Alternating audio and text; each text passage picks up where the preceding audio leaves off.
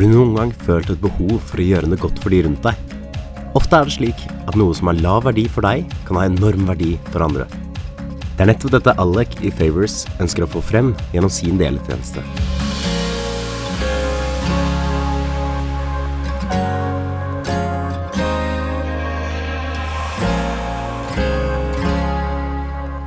Ønsket å skape et samfunn hvor folk tar initiativ til å gjøre tjenester for hverandre, uten å forvente å få noe tilbake.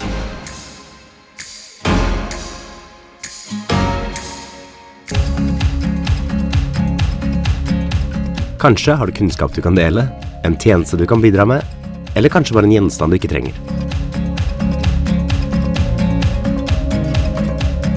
Å bli flinkere til dette fører til et mer bærekraftig samfunn, hvor vi utnytter de ressursene vi har rundt oss.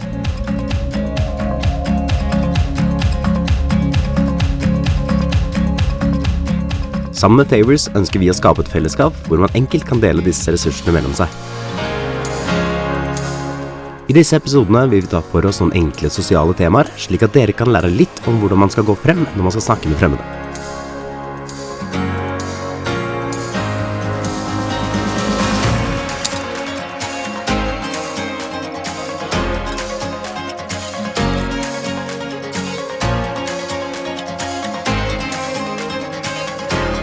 Hallo, Alec fra Favors.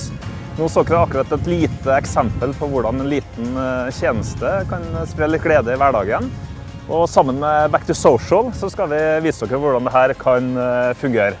Yes, så i denne episoden så tenkte vi at vi skulle vise dere hvordan man kan engasjere seg med fremmede, noe vi nordmenn ikke er så vant med.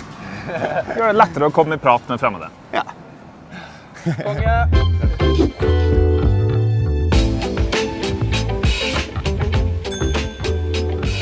Unnskyld, kan jeg stille et spørsmål?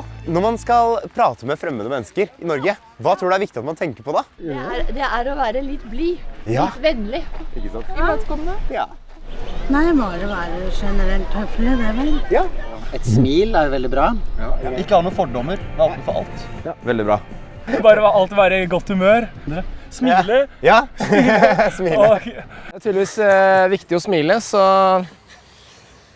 da tar vi neste. Smil! Hei, unnskyld. Det å si unnskyld først, ja. Ja, det er kanskje veldig typisk norsk. Ja, Det er sikkert lurt. ja det er Ikke så veldig pågående, for pågående folk er det jo ingen nordmenn som liker. Nei. Det handler jo mye om måten man snakker på. Ja. Unnskyld meg, og kan jeg spørre om noe? Kan jeg få lov til å stille et spørsmål? At det er mulig for vedkommende å trekke seg tilbake uten å føle seg at den avviser. Ikke truende, ikke komme for nære. Ja, det tror jeg er en veldig vanlig ting vi har på Norge, at vi liker å ha litt space. Mer smalltalk er sikkert bra. Du merker fort om du får litt kontakt eller ikke. Nordmenn generelt er litt innadvendt, de er ikke så åpne. Jeg blir veldig skeptisk, for jeg tenker at folk vil ha noe. Ja. At du skal gjøre noe for de, eller de vil ha noe penger, eller de vil ha et eller annet. Ja. Så da blir jeg sånn skeptisk med en gang. Jeg er den som alltid setter meg alene på bussen, sånn langt unna. Nå har jeg tatt den båsen her på bussen, da kan du ta neste barten.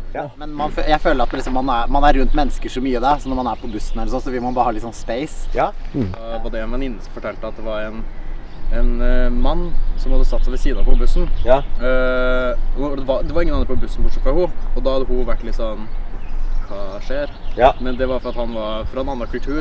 Der var det uhøflig å sette seg på et annet sete. Da skulle du sette deg ved siden av andre for å snakke sammen, og det var høflig for den kulturen. Da. Kanskje jeg skal utfordre meg til å snakke med noen på toget. Ja, det synes jeg du skal gjøre. Gi deg selv en challenge. Hva heter kanalen deres? Den skal du få her, Back to Social. Det er gøy å se. Ja. Kommer du rett inn på YouTube der? Ok, folket har talt, og dette var jo egentlig veldig, veldig spennende. Ja, og vi fikk utrolig mange kule forslag. Folk mente man burde si unnskyld først, det er viktig å være blid, man måtte smile mye, og så hva mer var det?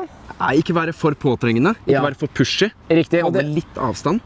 Jeg vet ikke om det er typisk norsk eller hva det er, men tydeligvis så trenger vi litt space da. I hvert fall hvis man ikke kjenner hverandre fra før.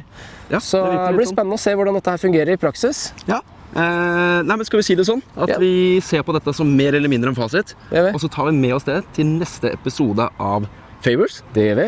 Ja, Og i mellomtiden så vil vi gjerne høre hva du tenker viktig når man skal ta kontakt med en fremmed, så skriv gjerne en kommentar nedenfor med dine forslag.